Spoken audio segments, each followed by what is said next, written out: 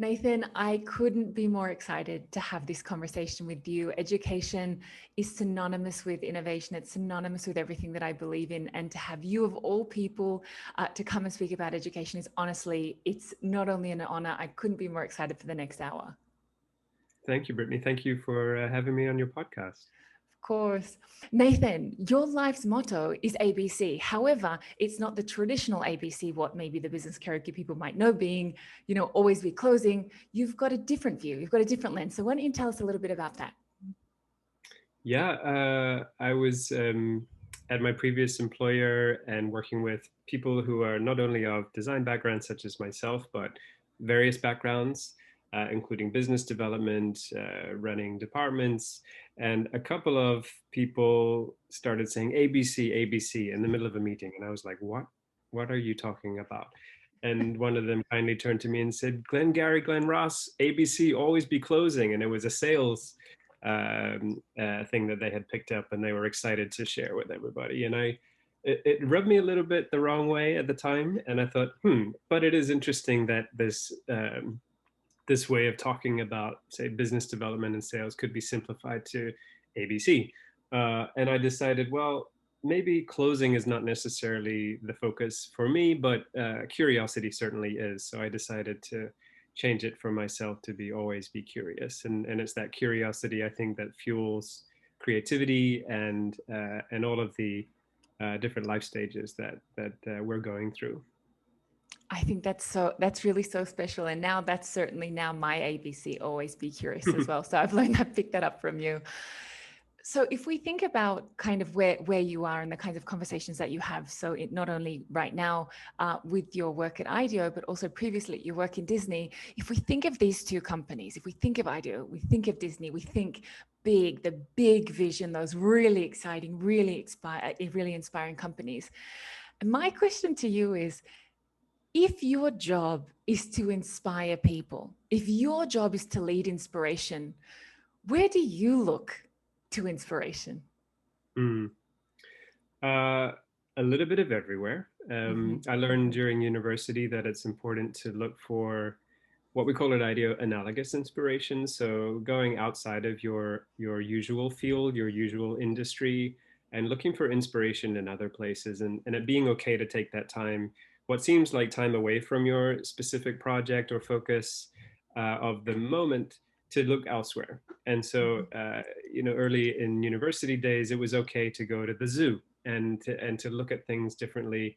Of course, in the back of your mind, you're thinking about your project, you're thinking about the work that you need to do when you get back to your workspace. But at the time, you're able to let your mind wander a little bit and look at other sources of inspiration.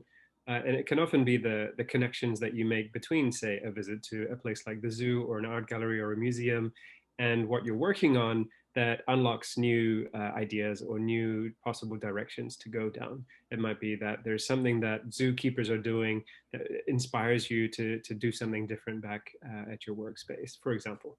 And so always looking elsewhere. But that can go a little too far sometimes. And Mm-hmm. so what I've found later in my career is that it's also very important to focus. Um, and so I try to think of uh, three, maybe four avenues or areas of focus that I want to stay on. And so education and creativity for me are two very large umbrellas. And there's plenty of space within each of those, and there's plenty of overlap with those for there to be lots of fertile ground to explore. But even within that, I try to look for ways where I can have some focus, so it's not too distracting to look at all of the potential inspiration or go down all of the rabbit holes that are available. We're in this age of inundated information, whether it's newsletters in my inbox every day or social media or news outlets. And so I think it is important to have some kind of discipline around the way Mm-hmm. that we explore different avenues and different focus areas. And that in turn, I think leads to specific sources of inspiration that may be more impactful or more valuable as you're exploring specific focus areas. Mm-hmm. I think, especially with your zoo analogy, I'm sure many people on a project might feel actually the zoo is not an analogy, it's actually the current state of my project. If, if we now kind of start unraveling what we're here to talk about, which is really that lens of education, that lens of people and creativity, can you kind of map for us at the moment your particular role in IDEO and as learning director? Sure. So IDEO is known as a design company, a design consultancy. We've been doing design consulting in the world for about 40 years. We've been in Japan for almost 10 years, and primarily providing design consulting services for various clients. We also, a few years ago, opened a new arm of our business we call Design for Ventures, which is helping startups in Japan to grow and to perhaps embrace design and creativity as a part of their organization, as a part of how they work, as a part of who they are. It's a new part of our business. And then more recently, a third part of our business, which has always been there, but we've decided to focus on more intently, is what we're calling learning. And so during our design consulting business development conversations, we often get the ask, can you help us to design an innovative new product or service or experience for our customers? But often, and especially in Japan, perhaps, there's also an ask behind the ask, which is, can you help us become the kind of organization that is more innovative, more creative, therefore can deliver and provide and maintain and create new products and services and experiences for our customers, not just the thing itself, but the people behind the thing. And so that's a much bigger ask. It's a different kind of ask. It requires different kinds of skill sets on our part, and it requires different kinds of engagements. We've done workshops for clients in Japan for a long time to teach, for example, design thinking or creative problem solving, unlocking inherent creative capabilities within people, within leaders, creative leadership. And we've decided that there's enough here for us to focus on probably for quite some time. And that's to help organizations, large and small, to effectively become learning organizations themselves. Especially during this current pandemic, I think we've all had in some way, shape, or form the experience of how we're all needing to adapt, and we're all needing to, maybe change is a scary word for some people, but we're all needing to be more adaptive, whether it's in our personal lives, our careers, or as teams and organizations and companies. And so gone are the days of being a manufacturing powerhouse and iterating on your processes and your workflows and your outputs until it's perfect. And perfection being perhaps one of the goals of a, say, manufacturing organization. Nowadays, what you manufacture, how you manufacture, who helps you manufacture, whether you're manufacturing hardware at all, or whether it's software, or whether it's services that are a part of your offering, these are all adaptations of existing organizations. And through our D4V lens, we're also learning more about how startups are starting differently. And maybe they're starting with software instead of hardware. And so these are all changes that we're all experiencing that people need to feel more empowered to have ownership of, to have agency of. And I think that's where education can play a really crucial role, both for adult learning, corporate learning, for creative leaders, for creative teams, for creative organizations, but also for young people starting to enter the workforce, and the mindsets that they might need to remain adaptive and to remain curious and creative as they need to navigate their own life journey. And this in turn then becomes a lifelong journey of learning.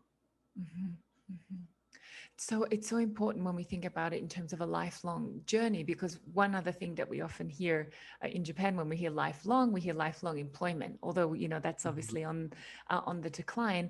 And so if people are going to stay for their lifetime, then we want to be, really sure that we're also educating them and supporting them through that journey. You've had an Mm. incredible experience, or you've had an incredible career also internationally. Can you give us a little bit of an idea about where you view Japan in terms of the maturity in the market when it comes to learning, when it comes to innovation, when it comes to education? Where's Japan globally? Mm. I think in some ways, Japan is just coming to realize, and again, I think this pandemic is a catalyst for a lot of people, where it is in terms of, say, digital transformation or navigating, um, becoming 21st century learning organizations, and looking abroad perhaps more so nowadays than maybe in the past, Mm-hmm. and seeing that there is a global community of business, and Japan is very much a part of that. But it's I don't think it's a role now to be insular as Mm-hmm. maybe in the past. I think now is a moment for Japan hopefully to step forward and become a part of a really active role in the global community. Mm-hmm. And with the recent U.S. election, Mm-hmm. there's obviously activity between the U.S. and China. Southeast Asia is a huge emerging market. India is right over here. So Mm-hmm. there's a lot happening in and Mm-hmm. around Japan, and I think it's a great opportunity for Japan to step forward and become a really crucial role in the Mm-hmm. global community of business. And there are elements and aspects of Japanese culture and Japanese history that I think play really well. For example, the art and craft of a lot of businesses and practices in Japan are really valuable, and we Mm-hmm. should maintain them as much as we can. But at the same time, some of them are not the most adaptable. So Mm-hmm. if you are, say, the eighth generation of a company that has been Mm-hmm. crafting a particular product or service for a long, long time, does that still serve? Is that still what it needs to be, or do things need to change and adapt? Mm-hmm. And so, what can we take of the best of Japan and maintain and keep a hold, Mm-hmm. and what can we adapt for the Mm-hmm. future in order to become a really critical role in the global community. Mm-hmm. You mentioned about playing these roles in the global community and also preparing people with the right skill set in order to then collaborate and contribute. If we think a little bit about educating education, or if we think about how do you learn learning, so if we walk into an Mm, organization and we say, okay, we want to become a learning organization because we've seen that being more agile and being able to pivot more quickly is not only more beneficial for us as a business, financially, but also, it tends to attract better talent, it tends to, mm, have better retention, things like that. How do you go about teaching how to learn, or how do you go about mm, teaching learning? mm. I think it starts with adapting a growth mindset, Mm-hmm. or adopting a growth mindset, as opposed to staying within a comfort zone. And so I think the lifelong employment concept has been popular in Japan until fairly recently. For some, it's still the way to go. But um, is that serving people the best kind of career and life experience that they might have? Or I mean, companies are going to need to adapt, and therefore, what their workforces are doing will also need to adapt, and how they're doing it is already adapting. And also, in order to meet customers where they are, customers are also evolving, and their needs and their desires are evolving. So all of this means that we all need to be constantly adapting ourselves, Mm-hmm. whether we're an organization, a team, or an individual. And so I think the first step is to unlock that, the Right. create the psychological Mm-hmm. safety, Mm-hmm. create the environment where it's okay to let go of what it's been like the whole time until now, and start pushing beyond our comfort zone into our growth areas and into uh, a growth mindset. Mm-hmm. And so that can mean unlearning some things, that can mean Mm-hmm. letting go of some things, and that can be liberating, but it can also be scary. So making it okay for that to happen, creating Mm-hmm. an environment where this is a learning experience, this is a learning exercise, this is not real life yet. But what Mhm. you're hopefully going to do is you're going to start to learn and then practice some of the capabilities and unlock some of those mindsets that are going to be critical for you after your learning experience. Then there's Mhm. the whole idea of before, during, and after. If it's lifelong learning, it doesn't really stop. Just like Mhm. maintaining a physical product, maybe it used to stop once it entered the market until maybe the next cycle. With Mhm. software, it's never done. And I think with learning, it's never done either. So um, allowing people, giving people ownership and empowering people to take ownership and have agency of their own learning journey, I think is also Mhm. very important, both as educators and as organizations for workforces. Mhm. It wasn't always the case that organizations provided healthcare for employees. Mhm. I think now healthcare and education are as important as one another, and organizations that provide great healthcare as a benefit are much more prevalent today. I think moving forward, we're going to see that organizations that provide education for employees and opportunities for employees beyond, say, one career path or one career ladder are also going to become more prevalent and more Mhm. sought after by Mhm. employees entering the workforce. Mhm. One thing while we were preparing for this interview that you spoke about was certainly mindsets and culture, but you brought up something quite new that I'd love more insight on. Is that you mentioned the idea of rituals. So not Mm, only talking about mindsets, which I think is something that we certainly do much better in Japan now over the last sort of 5 years compared to if you think kind of mm, 10 years ago, the idea of mindset, was kind of like a bizarre, esoteric katakana word. No one knows what you're talking about.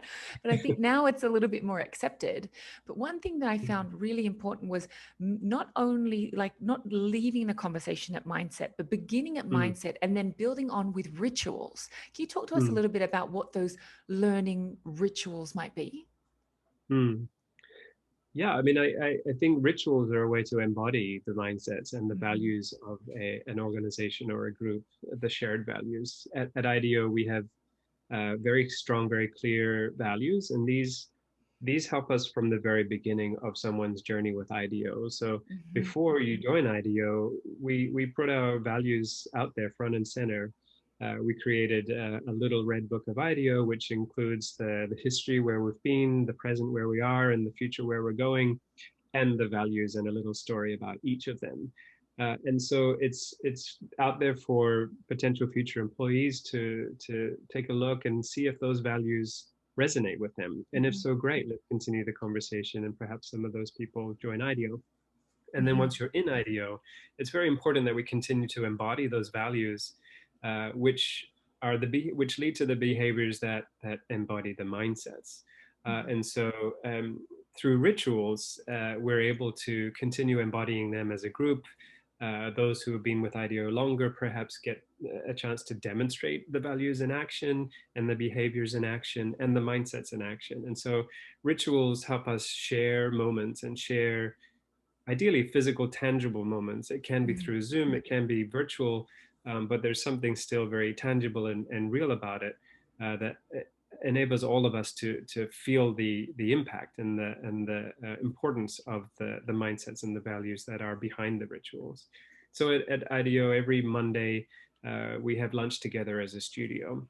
Not Mhm. all of IDEO globally, but here in Tokyo, the 40, 45 of us will get together nowadays on Zoom, and we'll have lunch together. And it's a chance to share what's going on in the studio, from the latest status of our business development pipeline to our financials, to past events last week, to Mhm. upcoming events this week or next week, and share about each of our projects that are going on in the studio. So everyone's aware of what's going on in different parts of the studio. When your head's down in your project with your smaller 3, 4 person project team, you might start to lose a bit of understanding about what other people are doing, or Mhm. especially in these days when we're not even in a physical space together, Right. what other teams are working on. So that Monday lunch is a great way for us to hit the button, the reset button, uh, take a break from our project for a minute, step out of our project space for a moment, both physically and emotionally and mentally,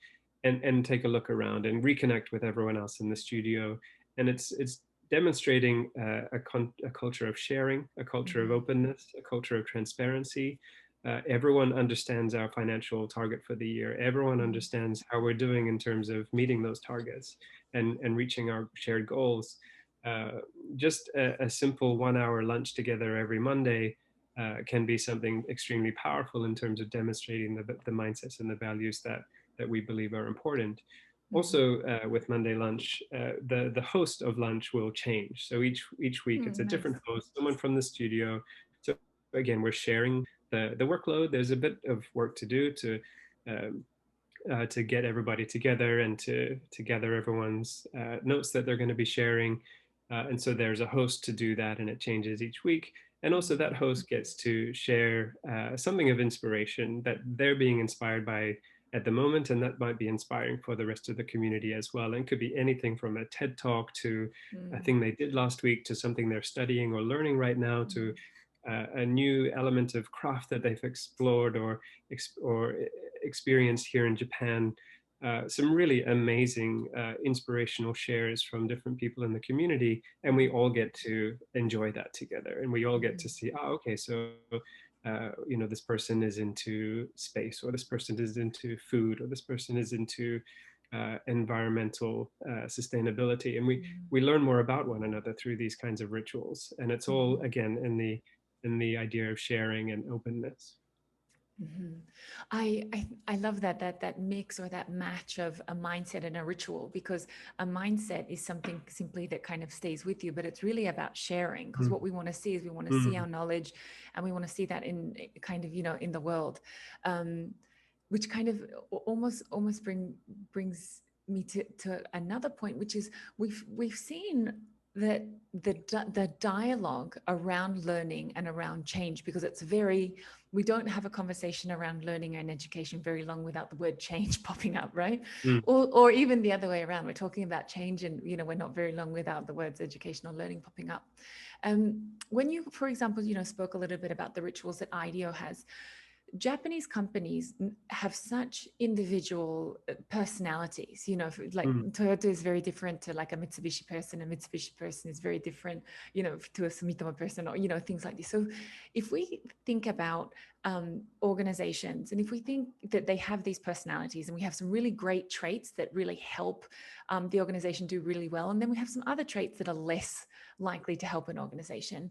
How would an organization go about creating their own unique rituals?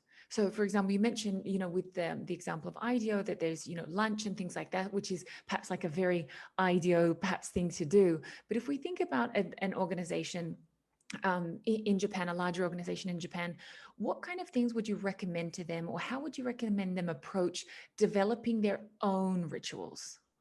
Mm.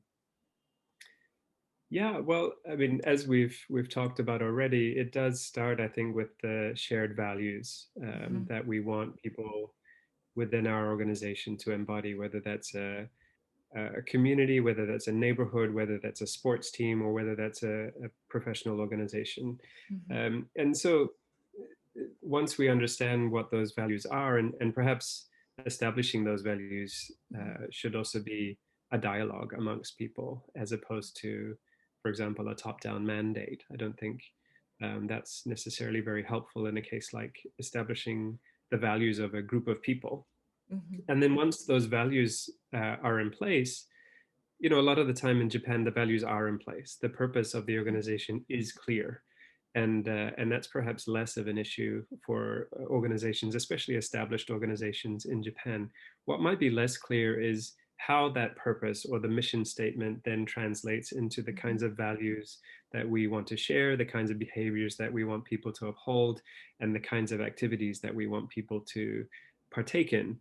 And so, if the purpose is there and maybe the values are there, what could we do, say, at onboarding when new people mhm, are joining an organization that helps them to understand and even at the beginning start to embody and start to see and learn from others that have been with the organization for longer what it means to embody those values and what it means mhm, to act on that purpose.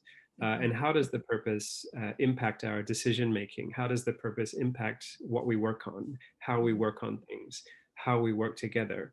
Um, Onboarding is an extremely important and critical moment in somebody's career Mhm. journey, whether that's with one organization or many. But it's obviously the first impression that somebody has of the organization, and it seems like a really opportune moment to start to embody the values and share the values, share the purpose, share the mindsets that we hope will continue. Mhm. Um, and and so at IDEO we have something called First 20, Mhm. where your first 20 days are, we believe, are hugely critical to your success at IDEO. One of our values is to make others successful, and so that starts from the very beginning. A lot of Mhm. us work very hard to make sure that somebody's first 20 days as a starting point Mhm. are really meaningful and help somebody to onboard with the company in a Mhm. way that helps them to become successful even in their first week or 2 weeks or a month. Mhm. And so Mhm. those first 20 days, each day you get a new mission. And it could be as Mhm. simple as find somebody in the organization to invite them for coffee. And so you get to know somebody. It may not be the people you're going to work with on a regular Mhm. basis. Ideally, it's not. Mhm. But you'll get to know people in a way that is perhaps more casual, perhaps more Mhm. lighthearted. And if that is something that resonates with your values and your mindsets, then great. They're already Mhm. starting to embody it from the very Mhm. beginning. Mhm. Or how can we use missions in the first 20 to help somebody to learn our tools and our processes, like Mhm. how we get groups of people together through calendar tools and meeting tools, communication tools, these kinds of things. They're all very important. Mhm. Maybe a lot of companies are using Slack or Teams or various communication channels and tools. How each organization uses it could be quite different. And so helping somebody to learn in their first couple of weeks or months how this organization likes to communicate, I think is really Mhm. important in order to invite them to start embodying the values and the behaviors that we hope to see as part of the organization, Mhm. and then to thrive and to succeed in Mhm. their careers with the organization. And so it's going to be different, as you said, depending on a company's culture, and that's entirely okay. One of the things that I love about design thinking is that it's a methodology, it's a set of heuristics that help people to better solve problems creatively, Mhm. and there's no set process or steps to take or a recipe to follow. It's different every time that Right. we engage in a project, whether it's internal, whether it's with a client, and as it should be. It's Mhm. just a set of heuristics that help us to navigate the kinds of activities and behaviors that we're going to go through as we're Mhm. working on a problem, as we're working on a challenge together. Mhm. And Mhm.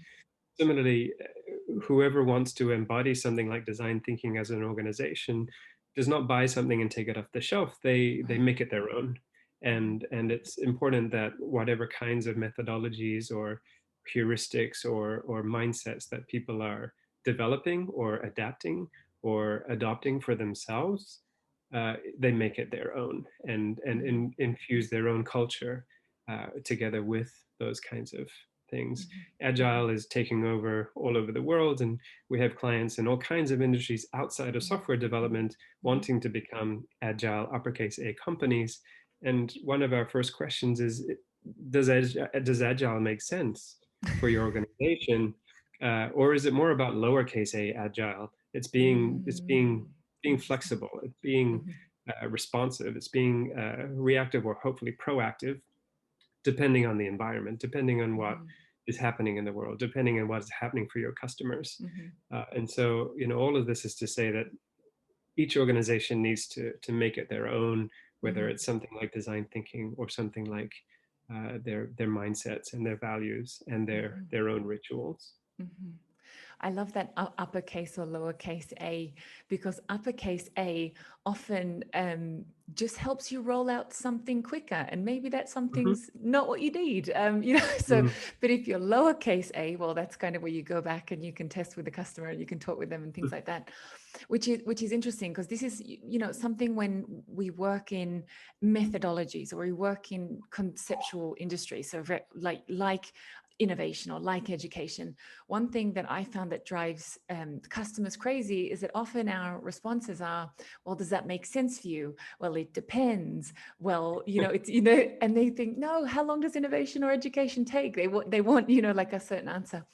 What Mm, what kind of conversations, or how do you lead conversations around metrics when it comes to mm, education and people? mm.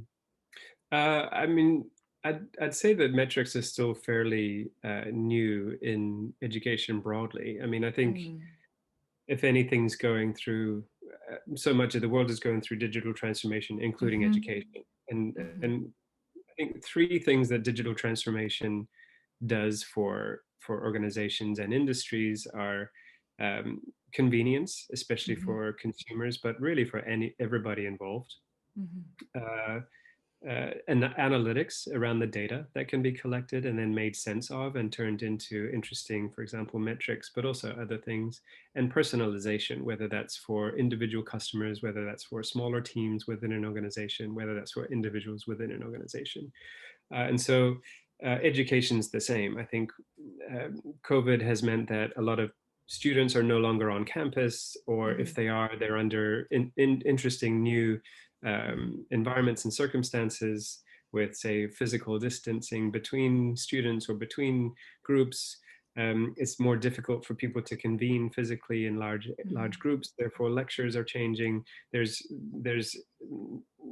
the pandemic has become a catalyst for the emergence of hybrid learning, where there's mm-hmm, blended online and offline learning. Uh, Neither online or offline solves everything for how mm-hmm, people learn and right. how people collaborate through learning and during learning. And same whether that's at college or high school or university or at a company. And so metrics are an area that is still emerging. What we do try to in terms of the conversation, what we do try uh, to strive for is aha moments for people Mm, as they are learning and unlocking things that are mm-hmm, perhaps innately inside of them already. It's just that right. there may be muscles that have atrophied or Mm-hmm, things they've forgotten about. We've heard the quotes from Pablo Picasso about how every child is born an artist, and it's about holding on to that as you grow older, mm-hmm, or being educated out of our creativity from Sir Ken right. Robinson. And I think this is all quite true, and it's not any one person's fault. I think the education system of the 20th century emerged out of necessity and became what it needed to become. But now we're in the 21st century. Things are very, very different. Mm, Um, what does it mean to personalize learning and education? What does it mean to have data around somebody's learning mm-hmm, experiences and journey? And what kinds of metrics might emerge out of that? I don't think we are mm-hmm, quite there yet. We mm-hmm, do have a tool at IDEO we call Creative Difference, which is a quantitative assessment of not an individual, but an organization's creative competitiveness or their level of innovation. Through our 40 years of design consulting, we've learned and we've collected a lot of data around what makes organizations or teams or even individuals more or less innovative. And we've narrowed it down to 6 creative qualities that we believe each organization needs to have mm-hmm, um, in order to be more innovative. And then mm-hmm, we are starting to gather enough data to have interesting metrics around what happens for an organization, whether it's in terms of revenue or whether it's in terms of other ways to measure impact, what mm-hmm, these 6 creative qualities can do for an organization and for mm-hmm, teams. And so this is uh, there's a 20-minute online assessment, and then from that we understand the data in aggregate across an organization, and then inside of the tool dashboard there are really strong uh, comparison tools. So mm-hmm, it's not by individual, like I said, it's by business unit or team. And once maybe a few teams of an organization have taken the assessment, then we can start to compare how is R&D on prototyping and mm-hmm, experimentation versus sales or marketing mm-hmm, or product development, and what do those numbers mean, and then business unit leaders can start to see quantitatively mm-hmm, um, how could they, where are they today compared to say others in the same industry globally, others in all industries globally, where are they heading, and what do they want to improve? Mm-hmm. For example, one of the creative qualities is experimentation. Mm-hmm. And within that, the sub qualities are around low fidelity prototyping and high Mm-hmm. fidelity prototyping. If Mm-hmm. you're in the automotive industry, maybe you're very strong on high fidelity prototyping, and Right. it's part of your culture to build very large, full-scale clay models of Mm-hmm. future concept vehicles. Mm-hmm. That's high fidelity prototyping, but Right. takes a lot of resources to create that kind of prototype. It's very important as part of the process. But earlier on in the process, is there lo-fi prototyping Mm-hmm. that could be done by teams in order to get to more innovative solutions or outcomes? Mm-hmm. And so maybe a particular organization scores high on high fidelity prototyping and lower on low fidelity prototyping. We can talk about what those numbers mean, and then whether or not there is learning that they would like to do in order to improve any of these particular scores. Another one we see in Japan is around empowerment. This is another of the Mm-hmm. 6 creative qualities. And we'll often couple the quantitative data from creative difference with qualitative data from Mm-hmm. interviews with teams, team leaders, Mm-hmm. senior leaders of an organization, to try to understand from our perspective through these interviews what's really going on, what are some of the whys behind the data. And often we see correlations between the qualitative and the quantitative, and that can be easier for leaders and teams to make sense of. Mm-hmm. Um, when it comes to empowerment, we might hear why there's a bit of a challenge with empowerment, and we might see in the data then that yes, in fact, empowerment scores are lower than perhaps others in the same industry. And so then we can have a conversation, a dialogue with, say, senior leaders about what this means, and what might be some steps toward changing the metrics around empowerment. For example, through our interviews, we might learn that yes, team leaders and senior leaders encourage people to be more innovative, encourage Mm-hmm. people to take risks and to experiment, and those are amazing. But when we speak to team members, maybe they're not feeling the same way. Maybe there's a disconnect between what's being said and what's actually happening, or what's actually being made possible. And so then from our qualitative data and our quantitative data, we have a better sense of what's happening. And then we can have open dialogues with teams and team leaders about what might be ways to change, to adapt, to really empower people to experiment, give them the time, the space, the environment to be more experimental, if those are the kinds of metrics that we want to move in order to become more innovative organizations. That's so rich. There's so much there, and I'm this is these kinds of conversations are really just some of my favorite to have. And I think maybe one thing that we haven't yet touched on when it comes to education is maybe the role of community. So it Mm, comes, you know, we speak often about the organization, but the organization is certainly also a community. And we hear often with the kinds of companies that perhaps IDEO work with, is that they're the companies that are really at, you know, looking ready to innovate, but they're kind of looking for help. They're looking for an ally, someone to support them, you know, in the journey.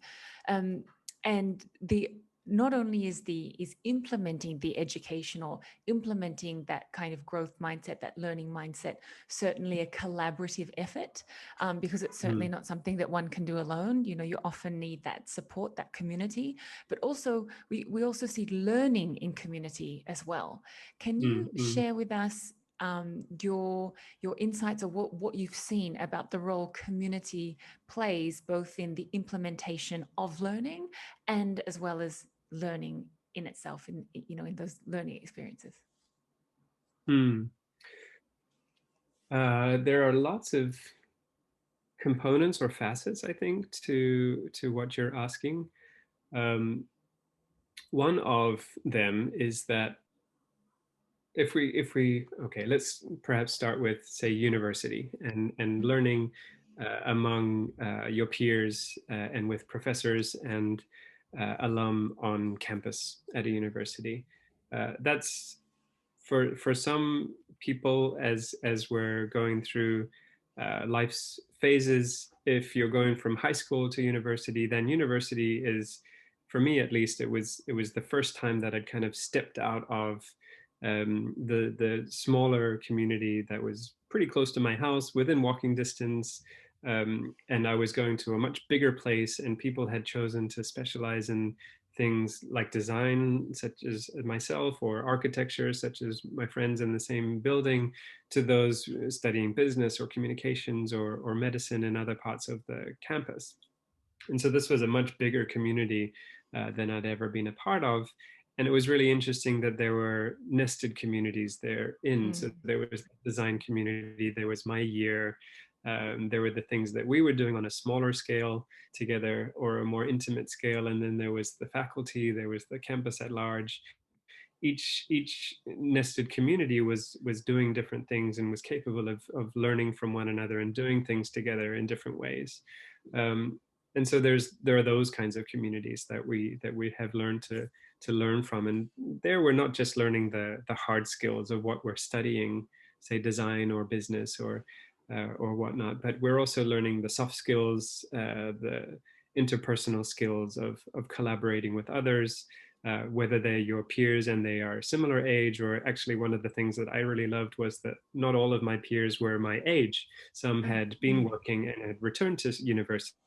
Or I also made friends with a lot of the technicians who were in the workshops, and they had these amazing life experiences to share, both around the tools and the materials, but also just in life generally. And they Mhm. weren't the professor, they weren't there to lecture, they were there to make sure people were safe and learning how to use the tools and the materials responsibly. And they were also sharing wisdom, and it was really amazing to be learning from them. And so I think an aspect of community is that it's not bound by age band. My children go to a community school here in Tokyo, and it's preschool and elementary phases. And my daughter's in elementary school. She's second grade now, but she's interacting with first graders, third graders, fourth graders, fifth graders, sixth graders, as much as she is other second graders and even Mhm. preschoolers. And then my son is in preschool, and he's interacting with other preschoolers from as young as 3 to sometimes the sixth graders in the elementary school. And it's a smaller school, so this is more possible than, say, larger schools.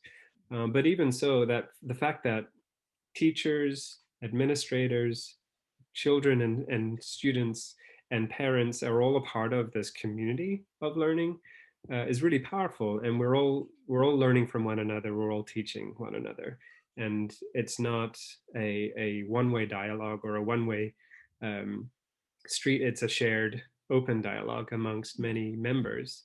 And I think when we remove age bands from the community, then things open up a lot more. In Japan, we have an aging population, and we have a lot of people in rural areas which are emptying as people migrate to cities and urban centers. What would it mean if we were to empower people in rural areas, maybe those who are older in years, but have years of wisdom to share? What would it look like if we were to empower them to interact with younger people, with families, and for there to be powerful communities for ways for young people and old people alike to learn from one another and to teach one another? Mhm. And that can be outside of traditional school grounds or school boundaries. That can be as a part of a neighborhood community or a location-based community. And recently, IDEO did some studies around different aspects of society that are shifting and changing at the moment, given what kind of year 2020 has become, as Sure. well as larger shifts that are happening all around us. And one of the areas that we explored was, we called it aggregate placemaking. And so this was where we may not necessarily be physically tied to one location in the very near future. Maybe there's going to be more flexibility for people to move around a bit more. Maybe there's working from home, but also beyond that, maybe there's studying from your school area at some days and studying in a rural area on other days. And it's all part of your learning experience. It's all part of Mhm. your learning journey.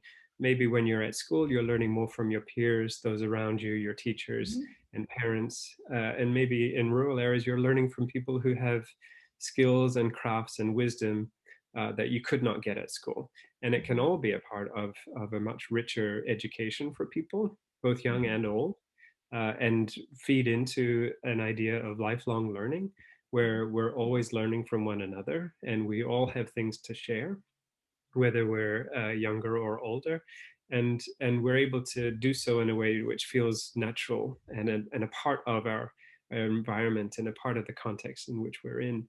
I love the fact that my children get to go to rural areas and help farm rice and vegetables together with farmers who live locally in rural areas, and they're learning something that they couldn't learn in school Mhm. here in Tokyo because there isn't the space, there aren't the grounds, there isn't the soil, there isn't the environment for that. Mhm. But that's a part of their curriculum is that they leave the school grounds and they go out into the fields. And that could be a day trip, that could be a week-long camp. They're doing all kinds of activities that are really exciting as a parent to see that our children are able to gain these kinds of learning Mhm. experiences, not just from sitting down in class and listening to the Right. teacher lecture, but from going out into the world and learning in the world from other people, whether Mhm. they're the same age or whether they're much older, and learning all kinds of different things. Mhm. And we're hopefully feeding the whole child and creating uh, opportunities for the whole child to learn and for the whole human to learn and to thrive. Right.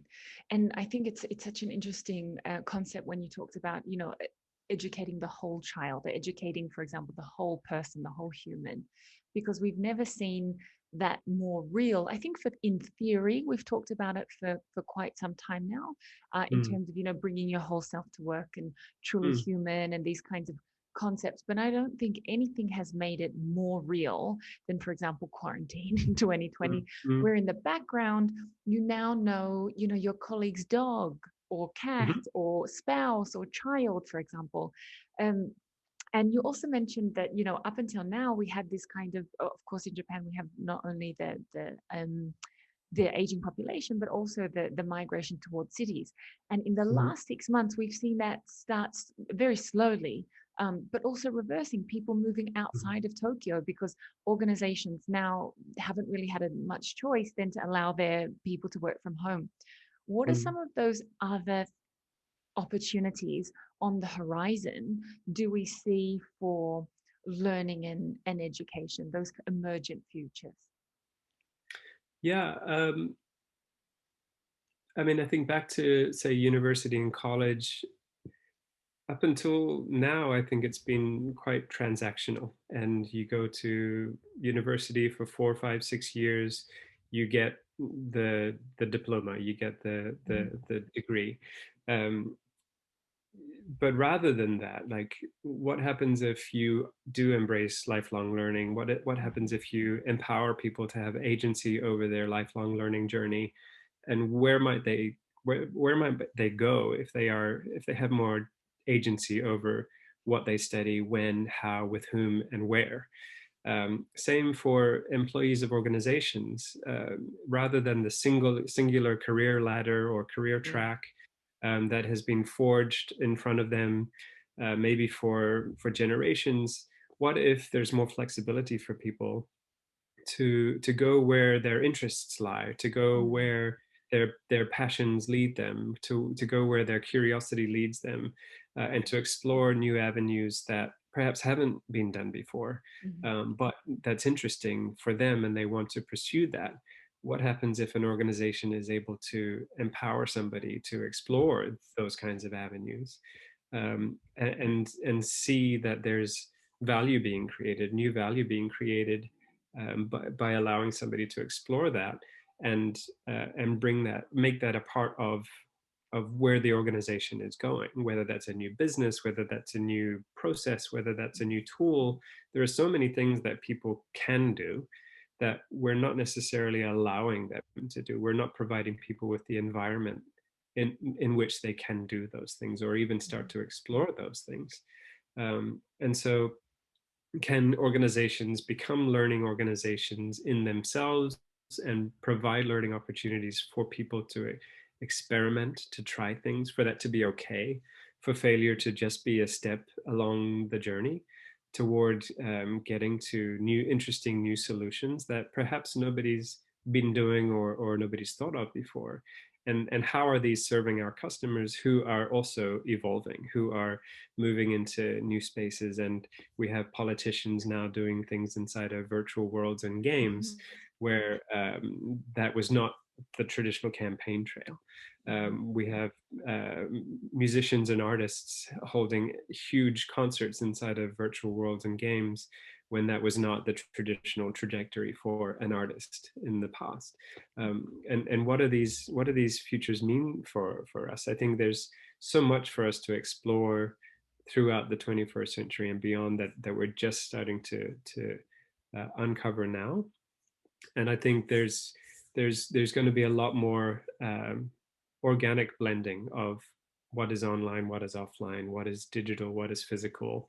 I think we'll start to see that those worlds, those areas blur and cross over more and more to the point where it may not really matter whether it's virtual or physical in some cases. In other cases, there may be more of an importance or of a premium for being physical or in the same meet space or online and easily referenceable, easily referenced for future learning or for self-learning. And so there are lots of interesting new areas, I think, for us to explore. We talked about data and metrics earlier. I think that's really interesting, especially when personalized. Like, what does my journey look like? What does my learning look like? And how, if we refer back to healthcare again, we don't all need to be exactly the same health levels in order to be happy, healthy humans. And the goal of medicine is not to make sure that we're all of the same sort of metric or score in health, but we all want to be healthy and to understand our health better. And data and analytics can do that on a personal level. And same for education. Like, what am I learning, and how is it helping me to achieve new goals and to reach new levels on my journey? I know that you're particularly passionate about the Tokyo Community School where your kids currently go. What would you recommend to an organization, or what would your recommendation be for an organization to, or what would they adopt from the Tokyo Community School if they were to learn something? What are those things that you would say, hey, Tokyo Community School do these really amazing things, and you even though this is for preschoolers and elementary students, it's probably Mm. just as equally relevant for your employees. What might those things be? I mean, I think the Tokyo Community School is another place where they are intentionally designing rituals, activities in order to enrich the lives of the community and the individuals who make up that Mm-hmm. community. And that's some of the things that we've talked about, such as um, uh, cross age or cross generational learning. And Right. so we have administrators, parents, teachers, students, all a part of uh, the learning experience and learning from one another. Another is that, like I mentioned, they will often go off campus. Mhm. Their inner city campus is it's a smaller building here in Tokyo. Not a lot of grounds to play, but they will on a daily basis go to nearby neighborhood parks to get some fresh air and exercise. But on longer stays, they will go, say, on horse camp, and they will Mhm. spend a week with horses Wow. in a more rural area just outside of Tokyo. And they're learning something entirely different than what they learn in the Mhm. classroom or in campus. Uh, I mean, in one sense, they're learning how to communicate with creatures who are not humans. Mhm. And so, um, my son got back from preschool's horse camp a few days ago, and we asked him whether you were speaking to your horse in English or Japanese, and he said it doesn't matter. They understand both. It's totally fine. Yeah, Um, we speak and horse. they speak horse, and so we were curious, like Mm, how did you communicate with the horse? And yeah, of course. and the trainers were there to be able to help the children understand how a horse communicates, and Mm, how a horse will use their ears and where they're tilting their head, mm, um, up, down, left, right, to the side. All of these things are signals from the horse that can be communication with the rider. And mm. my son at age 6 is learning this. And so Right. um, learning to communicate with a creature who is not a fellow human is an extremely powerful lesson that he will hopefully carry with him through life. Another Yeah. camp they do is Fuji camp, where they will go and a group of students and parents and teachers will go to climb Mount Fuji. Oh gosh. Um, I had never done it before in my life, but each child must be Oh. accompanied by a parent. And my wife had done it before, so she said, "Guess what? It's your turn." And so last year, my daughter, not last year, the year before, Uh-huh. when my daughter was 6, uh, she and I climbed Mount Fuji with a group from the school, and uh, I was so proud of my daughter for doing that, and we were able Wow. to now point to the fact that she made it. I mean, um, it's hard going, and when Yeah. you're 6 years old with those little legs, it's even harder. The steps are quite large, and When oh when I climbed Mount Fuji, because I'm Australian and mhm. Australia's so flat, I had the worst altitude sickness you could possibly imagine, and I was sick the entire way up. Yeah, So yeah, good on yeah, her. I love that. Oh yeah, absolutely. We got to the eighth gate, and the Mm, teacher turned to the group. We were in smaller groups of about 5 or 6 children and parents. mm. And the teacher turned and said, "This is the go, no go point. Oh This is wow. the fork in the road. We can keep going up, or if you need to, you can go down. Is Mm, anybody going down?" And I stood back and watched my daughter, Kaya, to see how she would respond. And mm. she didn't put her hand up. And I was so Oh proud of wow. her for doing that, because she was going through pain. It was hard. She had had It's some hard. really Yeah. difficult struggles, even Yeah. to that point. And she decided to keep going, and she Mm. made it to the top. Well, she'll have that And with her now we forever can now. point exactly, and we point to that now. She's 8 now. She's 2 years older than that moment, but she's also practicing karate, and she's brown belt. And Mm, going from brown to black is the hardest part of the journey, just like mm, climbing the last few hundred meters or yards of the mountain is the hardest. But we mm. were able to point to Mount Fuji and say, "Hey, you were able to do that, Yeah. and you'll be able to do this as well. Mm, Remember the perseverance, the resilience, the grit you needed to get to the top of the mountain. mm. Apply it now, and you'll make it." Yeah. And she is doing just that. And so at a young age of 6, they're learning these kinds of lessons from Mm, these kinds of very intentionally designed rituals or experiences that this community school is providing. I mm. mean, there's a risk involved in taking, to your point, there's altitude sickness. That's a real thing, and people, more adults actually than children, were suffering from altitude sickness and taking oxygen at the top of the mountain. It's a Mm, real challenge, and not everybody is able to do that. And I mm. think for a lot of public schools, that's just too much risk Yeah. for a public school to take on. Yeah.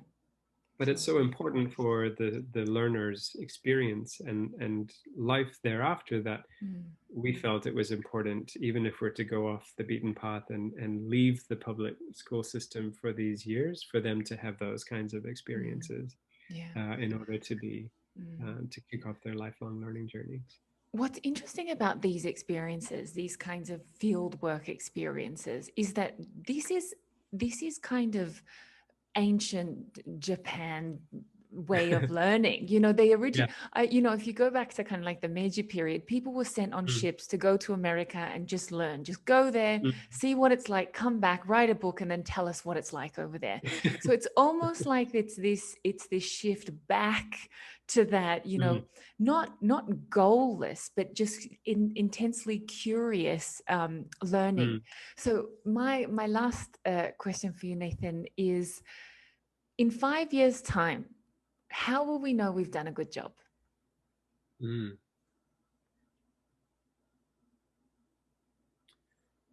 I'd love to hear people talking about the new levels of empowerment and agency that Mhm. people at all levels of an organization have, from newbies just onboarding to seasoned senior leaders to everyone in between. And Mhm. um, organizations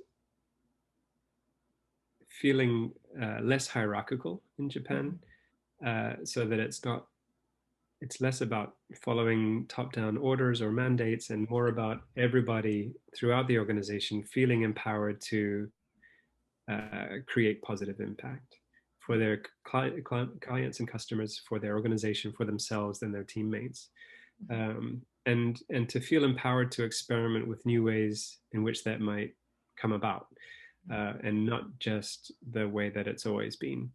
To feel For people to feel comfortable to ask questions, and to for leaders to feel comfortable asking questions rather than feeling that they need to have all the answers.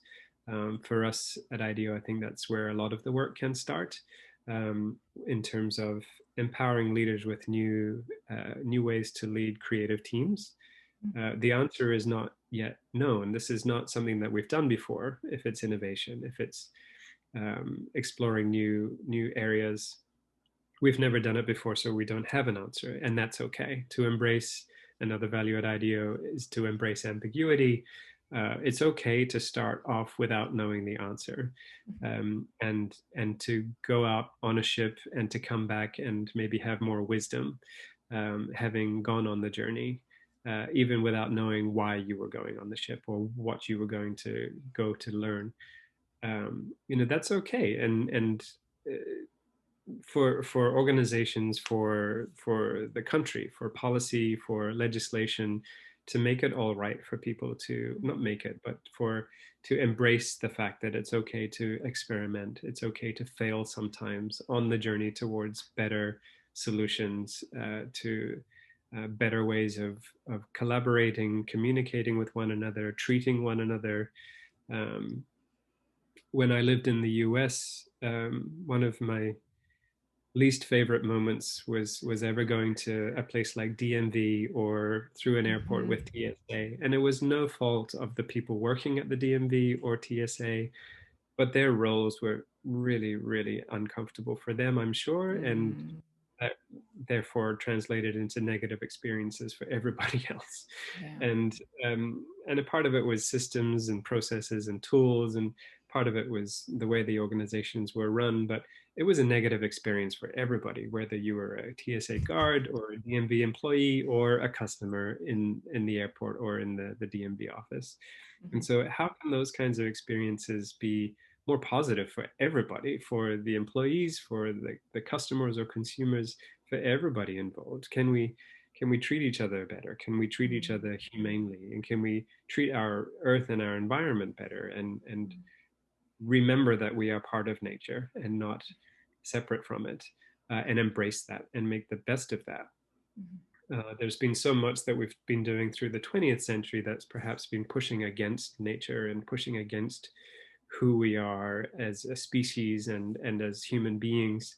Mhm. Can we re-embrace who we are as human Mhm. beings? And can we make the best of new technologies as they emerge to help us to augment what we do and how we are and how we live, in order to make the world more comfortable for everybody? Mhm. I think there's so much we've been witnessing and experiencing over the past months, let alone years and Mhm. decades. Can we use this moment as some call it the Great Reset, and build back bolder, build back better, build back stronger, Mhm. and create the kind of environment for all of us, in order to thrive and to Mhm. lead more comfortable and impactful and meaningful lives. Mhm.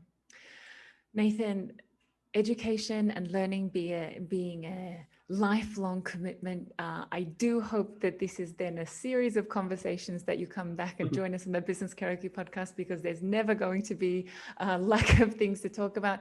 Thank you so Mm. much for your time. It's been an absolute pleasure. Come back anytime. Likewise, thank you. I'd love to be back. This has been really fun. Thank you, Brittany.